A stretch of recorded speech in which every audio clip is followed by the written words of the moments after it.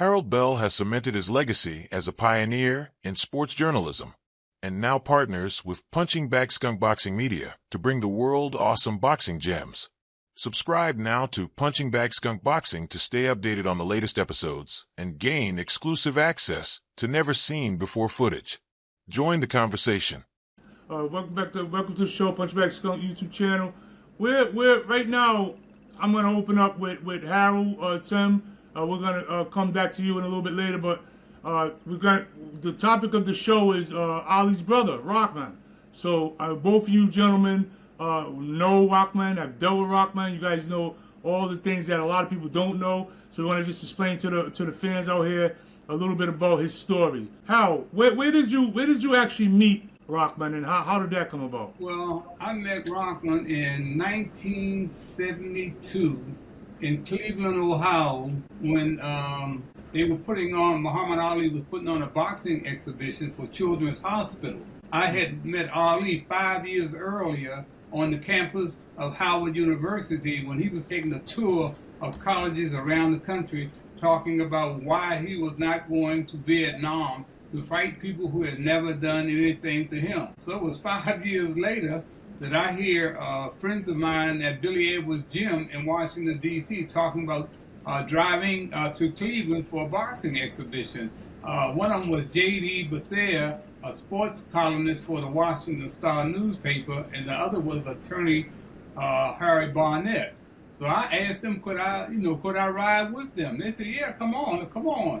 So I told my wife, hey, look, I'm going up to Cleveland, and I'm going up here to check Muhammad Ali out. So I got in the car with them, and we went to Cleveland. And as we entered the hotel, there's Muhammad Ali over there holding court, as he usually does, with reporters and fans. And so we're trying to go around him so we can go register for our room. And Muhammad Ali said, Harold Bell, what you doing this far from home? I almost fell to the floor, man. It was like I was playing hooky from school here, and I got caught by the teacher. So I just went, hey, champ. And I went on, and we registered. And later that day, Rockman found me in the lobby and took me to Muhammad Ali's suite. And that's how I met Rockman, and he became like a brother to me, man. I started going up to the camp, and then one day Rockman came over to me and said, hey, the champ wants you to come up and sit with him, man, during the press conference. I was overwhelmed, man. So I went up to sit on the rock with Muhammad Ali, and after that, we went into the log cabin, and I had lunch with them, hot dogs and beans. His mom Odessa. I think I heard that before. It's the best hot dogs and beans I ever had, man. That's how we became close friends. And of course, Rockman was responsible for me getting that interview that Muhammad Ali gave me after the George Foreman fight in Rumble in the Jungle. I was supposed to go to Zaire with Muhammad Ali. I went to Chicago because he asked me in camp, what did I want to do? I told him I want to do an interview with him, man. He said, well, I'm getting ready to break camp and go to Chicago because I'm getting ready to fight George Foreman. Why don't you come on to Chicago and let's talk about what you want to do? So I ended up in Chicago one summer and went to the gym, and there was Muhammad Ali working out for about 15 or 20 minutes. All of a sudden, he disappeared, went into the back, and Rockman came and got me and said, hey, the champ wants to see you. So I went back and I sat down while he was getting a massage. So he said, Harold Bell, what do you want to do, man? What you want to do? I said, champ, I told you I want to do a one-on-one interview with you. He said, that ain't no problem. We can do that in Zaire. I said, Zaire? Zaire, man, I ain't going to no damn Zaire. He said, boy, what's wrong with you? I said, I'm scared to fly across the ocean. Oh, he cracked up. He called me all kinds of chickens and everything, man. So I didn't go. But on the way out back to the plane, his man Patterson, who was head of security, was taking me back to the airport to fly out. And Muhammad Ali came up beside me and whispered in my ear. He said, chump, since you are scared to fly across the ocean, when I knock this chump out, you will be the first to interview me. I ain't paying him no attention because he always talking crazy. That's awesome, man. So I came on back, and that's how it happened, man. He called me one night after the fight. And that's what I did, man, that great interview with him. That's awesome, man. Hey, yeah, wow, that's a hell of a story, man. That's awesome. Tim, Yo, two-time heavyweight champion of the world, Tim Witherspoon. You've been in camp with Ali. You was Ali's sparring partner.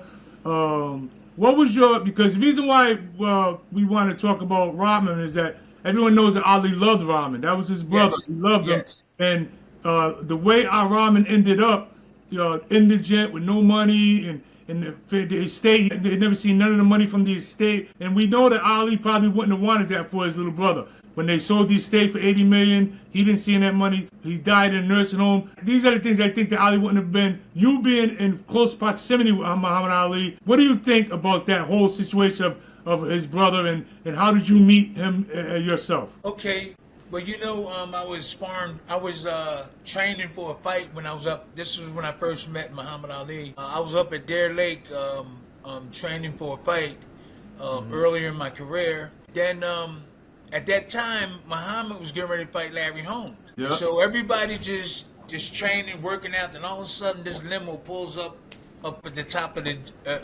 up where Ali's camp at, and they saw Ali get out the limo, and I was in there sparring. Everything stopped. Everybody stopped. Everybody stopped, and I was we were sparring. So Ali came in, and Ali came into the gym, and he's like, "No, y'all keep on sparring, and stuff, right?" So we sparred, and then afterwards we sat down and we talked with him. So that's my first.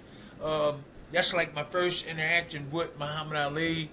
Then he said to me, he saw me sparring. He said, "Hey, I'm getting ready to fight Larry Holmes," and he said, "I'm gonna need a strong, a good sparring partner." And he said, "I would like for you to be a sparring partner." And my eyes lit up, and I said, "Whoa, okay." I bet, man. Yeah, that's the beginning of it. That's the beginning of the beginning. Rockman wasn't with him, but I did meet Rockman later. But I really haven't had no conversations with him. Just hi and then a couple of words, and that was it twice. But I never had like a long conversation with Rockman. But he seemed to be a really nice brother. That's what's up, man. That's what's up. Hey, I'm blessed to be involved with that in the beginning like that, man. I was like, wow, what a blessing. Like, what is the chance of, like, when Ali pulled up in the limousine, you didn't know who it was until? No, nobody did. And we were sparring, and then when they saw Ali get out, everything stopped. And then when he came to the gym, he said, "No, keep on." He said, "Keep on working." And then we was finished. We started talking to him and having fun. That's what's up, man. That's awesome. Hey, Harold, when you created Inside Sports, which went on to be a global phenomenon, talk a little bit about how Inside Sports came to fruition, and how did you get the legends to promote Inside Sports? Because no one really knew about Inside Sports. Tell me that transition. How did you get guys like Jim Brown and Ali and all these guys to kind of promote Inside Sports? How'd that happen? Well, I tell you, man, the Inside Sports came about. I was sitting at the dinner table one night, and I was getting ready to debut Inside Sports on radio, on WOOK radio. So I'm sitting there with my wife, Hattie, and I said, "Hattie, I'm getting ready to do this radio show tomorrow." It was a Sunday evening that we were going to do the show. And I said, "What should be my title? I need a good title, man, for the show." And right off the top of her head, she said, "Inside Sports." I said, "How did you come up with that, Hattie?" She said, "Oh, wait. Let me interject for a second here. So your wife Hattie's the one who actually came up with the name?" Right. You know why I'm laughing, Tim? Because my business, IGT Pressure Washing, my wife came up with that name. So it's always our women that's saving us. Yeah, that was our women that's saving us. Oh, wow, that is beautiful. So I said, "Hattie, how did you come up with that?" She said, "Well, you get all the inside information from all the players and stuff on the Redskins, the Baltimore Colts, and everybody give you all this inside information." I said, "Wow, that's great." So I named that show Inside Sports on that Sunday night. And the thing about it, my attorney, a guy by the name of Derek Humphreys, he told me at the show that evening, he said, "Trademark this name, it's going to be hot." And I said, "Man, I'm ego tripping." I said, "Man, I ain't got no time for that. What's a trademark? What's a trademark?" You know the trademark. Yeah, what's a trademark? So sure enough, man, 78, Washington Post took my tag and took it up to New York City and started Inside Sports Magazine. At that time, I got their sports writers, their sports editors on my show. And the owners just took it, man. Like they take everything else. They did the same thing to famous Amos and his cookies. They took his name and his cookies. They took Inside Sports and took it to New York and failed. 2 years, man, they weren't able to do anything because they didn't know how to transfer my talk show into print media. And so they failed in New York. They lost several $1 million and folded up and came on back to Washington. But in the meantime, they copyrighted Inside Sports, man. They copyrighted. So they owned Inside Sports. But I went on, kept on doing what I was doing because my show was different. Inside Sports was different because I dealt with sports and politics. That was unheard of. Nobody dealt with politics, man. So Inside Sports went on, and now it's used all over the world. It's inside the NBA, inside the NFL, inside everything, because my wife gave me, that title and tag. Because I know you're a defensive genius. Like, so I remember the time he was in New York, he was showing Teofimo Lopez a lot of tricks and stuff. So tell me how important defense is, and tell me how important your corner was for your success. It's very important to have the leader a good trainer in your corner that it would save you a lot of things, when you're preparing for fights and about your education and everything, about learning how to get through the rounds. I was confident and calm because I really believed in my trainer, and he showed me how to block and deliver punches. You don't only supposed to just throw punches. You're supposed to be just as good as defense as offense. That will really help you. When you just do all offense, you look good, but you're bound to get hit one day if you don't have a good defense. So I was taught both of them.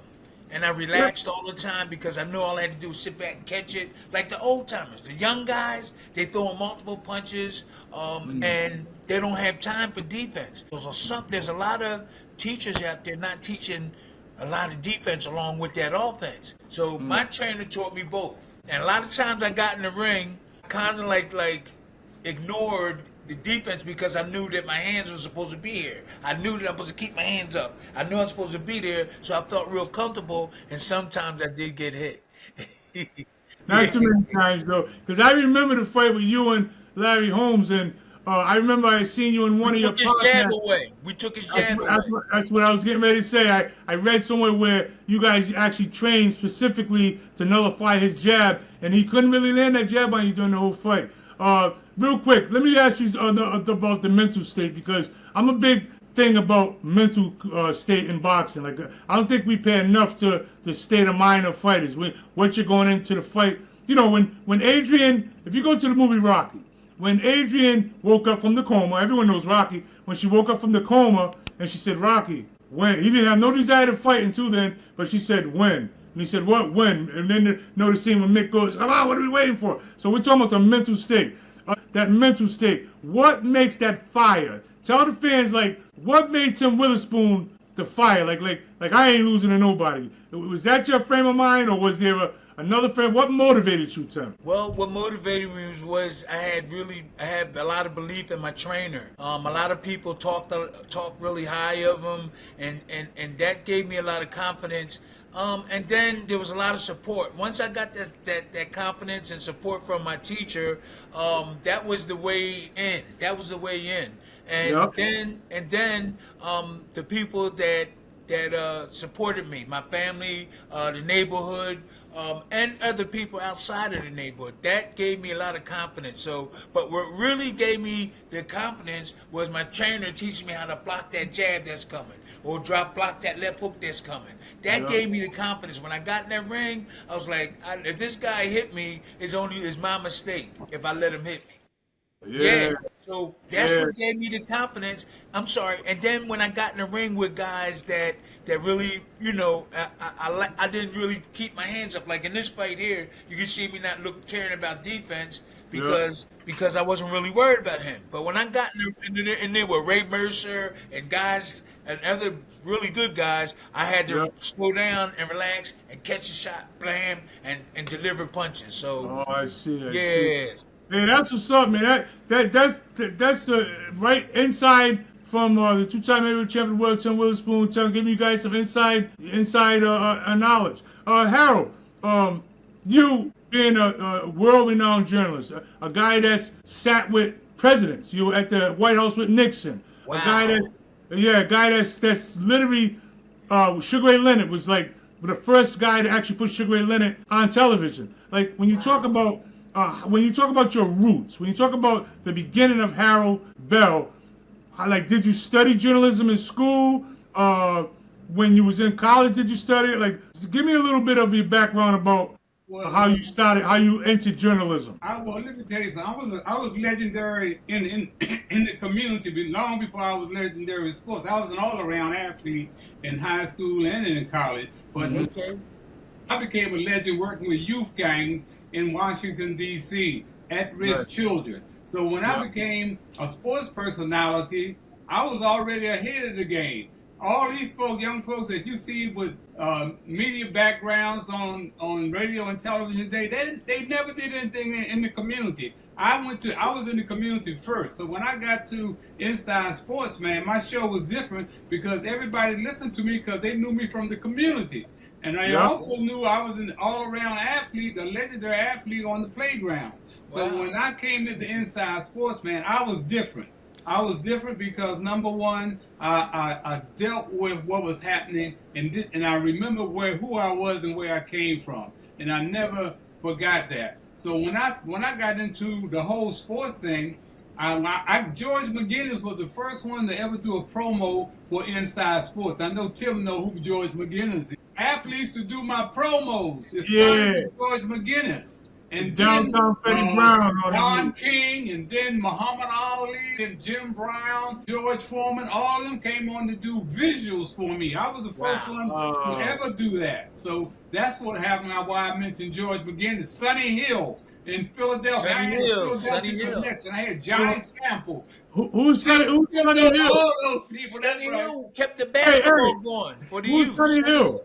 He's just to bother you. I said, Chief, I'm not scared of my people. I'm scared of one of these white cops who will shoot me thinking I'm one of these thugs. That's what I'm scared of. So that's what happened, man, is that my wife and I found kids in trouble right after the riots, and we started to open up a Saturday program. I hit the bike, man. I robbed the bike. You hit the jackpot, man. How many years, Hal? How many years you been married? We've been married 57 years. Congratulations. Wow. Hey, Tim, let me ask you this. Let me ask you this, champ. Yeah. Just to bring it into the future here. And there's been some rumors around. I want you to address them on the Punchback Skunk Show. Some rumors about you and Jake Paul fighting. What is the status of that rumor? Is that gonna happen? Was it a possibility, or is something is this pure rumor? Talk a little bit about that, because we've been hearing that on the internet about Tim Witherspoon doing an exhibition with Jake Paul. What's the status on that? Okay, or is that gonna happen? I reached out real quick. I reached out to them about 7 months ago. You know, me and a couple other people reached out, just said, to say that I'm available. I started training, even though I haven't really stopped training since I retired. But I've been doing a little training here. But since I've seen opportunity, maybe where I can, I seen everybody getting exhibitions, and all I wanted to do was just get a sparring session. That's a little lower than an exhibition or a fight. So people might go, let's go see Tim Witherspoon and Jake Paul just do a sparring session. So I try to put it at that level. But then, real quick, as I was training, trying to lose my weight, I did lose a lot of weight. I'm 237 now, but I was 260. So I lost a lot of weight. I've been hitting the hammer. I've been getting in shape because I know that I can beat this guy. But the thing is that I think he was going after like celebrities and guys he know that he could beat. I found out too that that Tyson really didn't go out there to rumble him. Everybody knew that. I didn't think about that. Yeah. Hey, Tim, let me ask you something, now. Yes. The heavyweight division has always been the top class in boxing. I mean, if you're the heavyweight champion, you've been heavyweight champion twice, in 1974 and 1976. Being the heavyweight champion, man, who were, some of your people that you looked up to, man? You decided that, hey, man, I want to go out here. This is what I want to be. I want to be a heavyweight champion. I want to be able for people to look up to me, especially young people, man. The heavyweight division today, it's not what it used to be. I Tim. know. Where are we with the heavyweight division? Yeah, and I think it's all the divisions nowadays, not just heavyweight. But back then, Muhammad Ali, Joe Frazier, all the heavyweights, all those heavyweights, and really inspired me. And then you had Sugar Ray Robinson. You had a lot of boxers there was a lot of good boxers back then that inspired a lot of boxers. So I just saw Ali and Joe Frazier and all them, and that's all I wanted to do was box because I seen them. But there were other people around that was, that were boxing and stuff. But Ali was the name back then. Joe Frazier was, George Foreman. Right. Kenny, all those guys, motivated me to get in there, and there was local people that were going in there boxing, and they were saying to me, "You were scratching that Timmy boxing," because I didn't go around beating up on people. I wasn't like, I wasn't like a guy getting in your face and all that. So everybody, I played football. I had a scholarship. I went to university. I got hurt and came home and started boxing. So so people like Timmy boxing. Nobody wasn't even know that you was doing the boxing at first. No, me and my friend decided to go up there, and you heard of Buster Drayton Jr. Yeah. And we from the same neighborhood, him and Earl Hargrove. So he took us up there. Earl to Pearl Hargrove, they from my neighborhood. So we went up there with Buster Drayton, and that's when it all started. Yep. And that's great. And I'm talking about the heavyweight division, but after, kind of Muhammad Ali kind of went away, man, the young welterweight, the great fighters, the Roberto Duran, the little guys came in. 5'4". Not that's you right there. Like you talking about Sugar Ray Leonard, and the welterweights. When Ali left, Sugar Ray filled a void. He filled a void that that was a big void that was left. Because you look at the crossover, now everybody crosses over. That's why you got Jake Pauls and stuff. But back then, Ali brought people that wasn't traditional boxing fans to fighting. He brought movie stars. He brought athletes. He brought everybody there to see him fight. That was Ali's special kind of talent aura that he had. When he left, that went with him. Now, after that left, Sugar Ray Leonard came into the game and kind of filled that a little bit. When Sugar Ray Leonard, and by the way, he couldn't have did that without the Fab Four, without Hearns, Duran, or Hagler. So that was the 80s, man, the heyday of boxing. Then in the 90s, Mike Tyson came. Mike Tyson came, and he just was wiping everybody out. We got to have a someone in the boxing game that grabs the casual fan. Who is that today? I want to ask both of you gentlemen. Who is that today? Is it Tank Davis or Jake Paul? Who is that today? Jake Paul. Tim, a lot of people would say Jake Paul is not a real fighter, though. A lot of people would argue that. No, I'm joking because he That's right. I know Tim's joking on that one.